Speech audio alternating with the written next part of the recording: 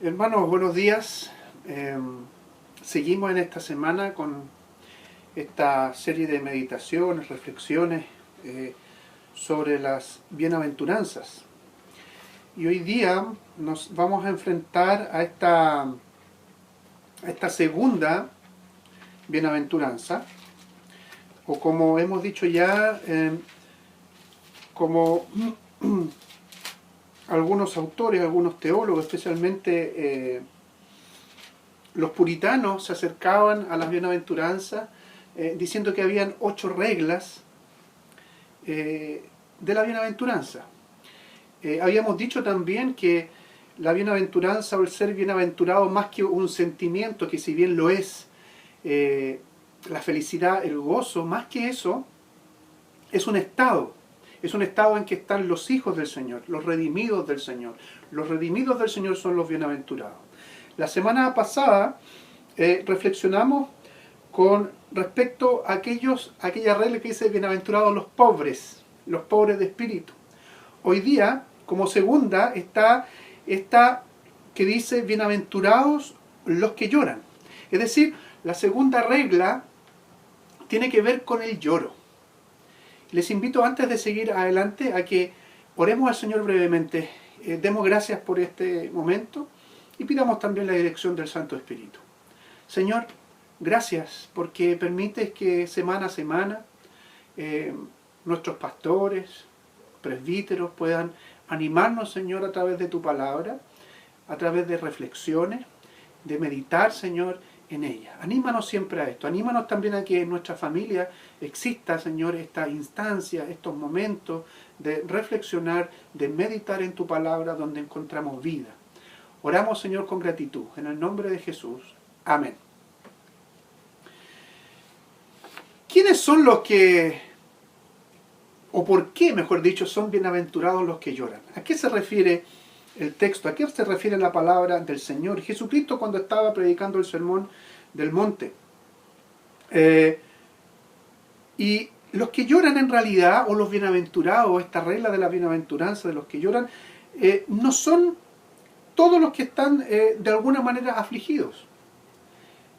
No podemos decir que es bienaventurado, que es gozoso, que puede encontrar gozo, ¿no es cierto?, en Cristo, todos los que lloran, sino que, como William Perkins, un puritano, decía y enseñaba esto a su iglesia, aquellos que tienen causas justas, aquellos que tienen causas profundas para llorar, esos son los bienaventurados. Esa persona que llora puede experimentar la bienaventuranza, este estado de la bienaventuranza. Pero también está la pregunta, ¿a qué se refiere con causas justas, con causas profundas que lleven a este lloro, que lleven a esta tristeza, a esta singular tristeza? Bueno, el mismo Perkins dice y enseñaba a sus contemporáneos también que tiene que ver estas causas justas con angustias que son graves, como calamidad, como enfermedad, como duelo. Pero no solo eso, sino que además estas vayan acompañadas de un fuerte sentimiento interno de desear un bien espiritual, de anhelar un bien espiritual, un deseo espiritual, y que está esto acompañado con el lloro por una calamidad, por el lloro por una enfermedad, por el lloro por el duelo. Es decir, no es cualquier lloro. No es llorar, por ejemplo, porque fui al casino, aposté todo lo que tenía y lo perdí todo. Seguramente esa persona va a llorar, se va a sentir desesperada. Esa persona no puede decir o no puede experimentar la bienaventuranza del lloro. El texto dice, bienaventurados los que lloran porque recibirán consolación. No va a ser consolado aquel que llora de esa manera y en esa circunstancia, no va a experimentar esta bienaventuranza, este gozo, esta felicidad. Por lo tanto, el estar en estas angustias graves, como enfermedades, calamidades, duelo, y que vaya acompañado de un fuerte deseo, de un fuerte anhelo espiritual por el Señor, debemos entenderlo en que estos que lloran están llorando en realidad por las consecuencias del pecado o por el pecado mismo. ¿Cuántas veces en la Escritura se nos muestra, ¿verdad?, que la iglesia, que hermanos en particular estaban angustiados porque estaban pasando por aflicciones que tenían que ver con el pecado? El rey David, por ejemplo, él lloraba y él estaba angustiado porque experimentó que Dios había alejado su mano de él por no haber confesado el pecado. Él lloró a su hijo pequeño, ¿no es cierto?, que engendró en Betsabé. Y ese hijo murió y fue producto de la disciplina del Señor. Y lloró. Entonces vemos aquí cómo se va encaminando este lloro a entender que tiene que ver con una aflicción que está estrechamente relacionada con el pecado. Entonces, así todo, esta tristeza, esta angustia, este lloro, siempre tiene que distinguirse entre una angustia, entre un lloro piadoso y otro que es impío. Puede sonar muy extraño esto. Un llorar o una tristeza piadosa y otra que está totalmente reñida con una relación correcta con Dios. ¿Y cómo podemos ver en la Escritura esto? Bueno, especialmente en el Nuevo Testamento, encontramos dos términos o dos palabras que en original están en griego, ¿verdad?, que nos invitan a reflexionar en esto, en esta tristeza, en este lloro, en esta angustia. Y una de ellas es la palabra que, traducida o tratando de entenderla nosotros en el castellano, se leería como metameleia, y otra que es más conocida, porque los jóvenes lo usaron mucho en sus retiros, ¿verdad?, en sus encuentros, metanoia.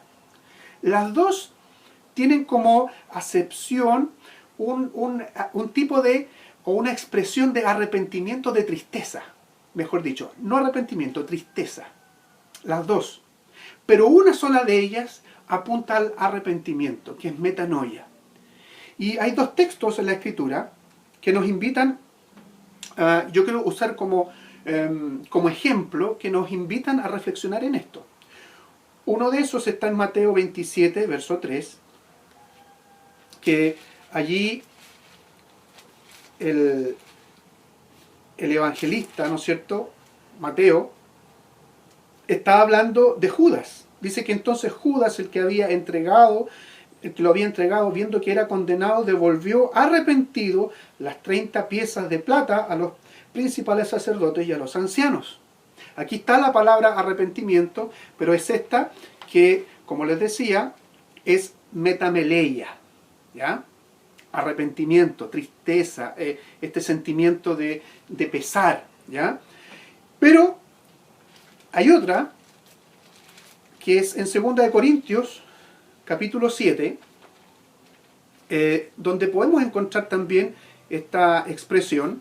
Entre los versos, voy a leer 2 Corintios 7, los versos 9 y 10. Dice así la palabra del Señor. ¿Cómo está escrito? No,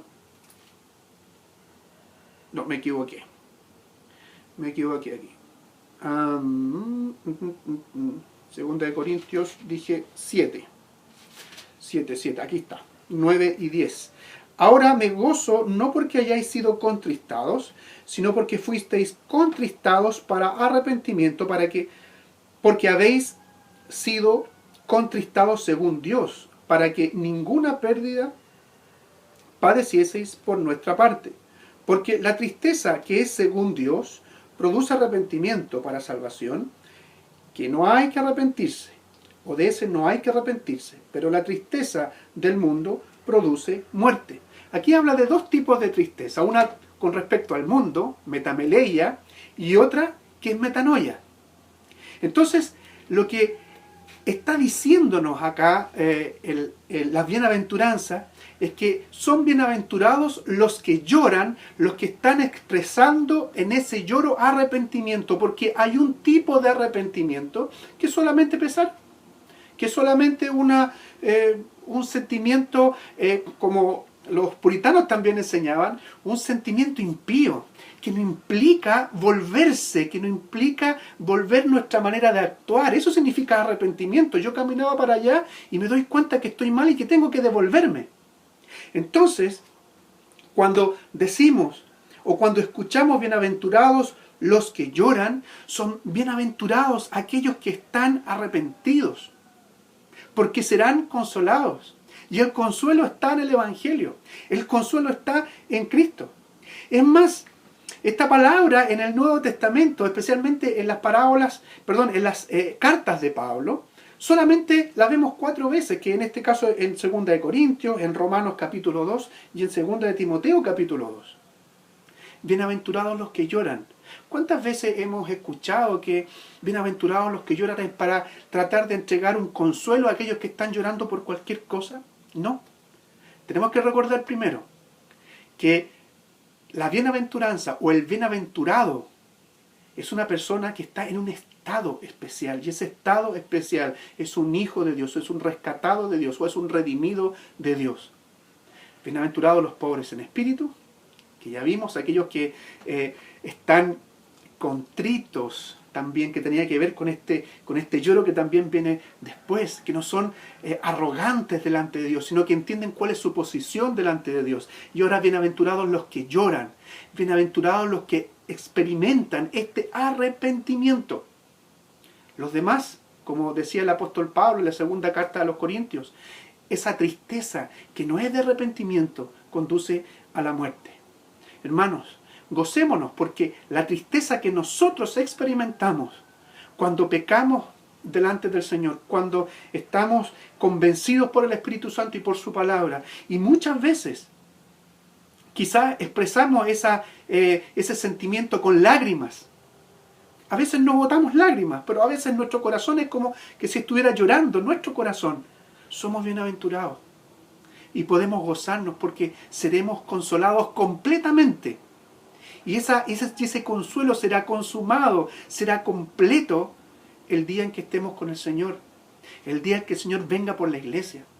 El día en que sean completados estos cielos y tierra nuevas en donde nosotros podemos vivir y gozar eternamente con el Señor. Que el Señor nos bendiga y que el Señor anime así también a su pueblo, a la iglesia. Estamos en contacto y oremos brevemente al Señor. Gracias, Señor, por tu palabra. Gracias, Señor, porque en medio de la aflicción o de nuestras aflicciones, producto del pecado, tú nos dices, Señor, tú nos dices que no solamente tenemos esperanza, sino que tú nos consuelas ahora, Señor. Y también experimentaremos el pleno y completo consuelo, porque ya no habrá más pecado, ya no habrá más muerte, ya no habrá más lloro, Señor, como dice tu palabra, el día en que estemos contigo, el día en que vivamos, Señor, en cielos y tierra nueva.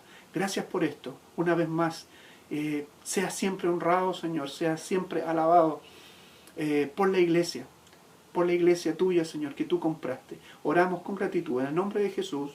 Amén. Que el Señor les bendiga.